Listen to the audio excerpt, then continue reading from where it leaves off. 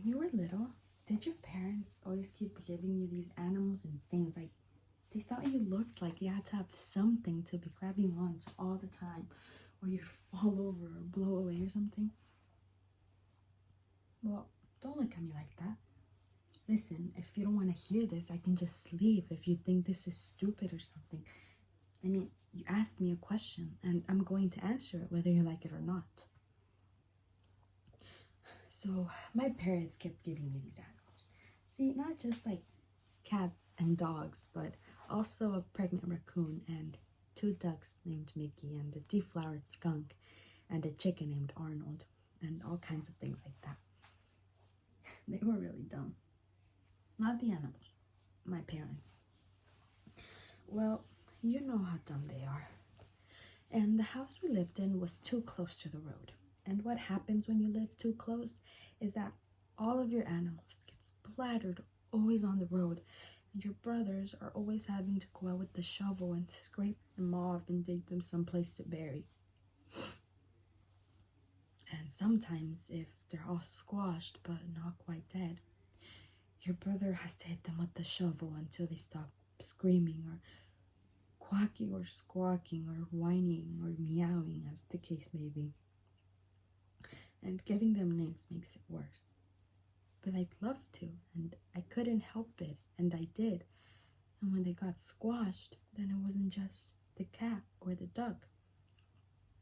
It was somebody with the name that you'd lived with, slept with, and talked at, and listened to, and fussed over, and took care of, and accepted you. And then it was the mess that was left on the road. After that last one was squashed, which was a small bow-legged kitten named Clarence, aged 6 months, who was sorta dumb and loved me a lot, and never wanted any more than to just be alive and play with some piece of string or something. After that last one was squashed, I made my stupid parents promise me they would never get me another thing that was alive, because I had figured out was true, and still is true, that there is no way, no excuse to ever make up for the millions and millions and millions of innocent, betrayed, and squashed up dead. And nobody's parents and nobody's God was ever going to be able to explain that to me and make it all right.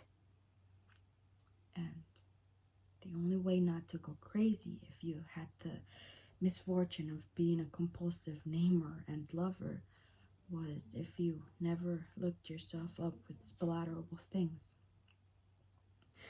Then it can never be your fault for needing them or having them, because if you can't give, you can't hurt, and you don't get guilty because you can't betray if you never gave to begin with. Does that make sense to you? It does make sense. It does.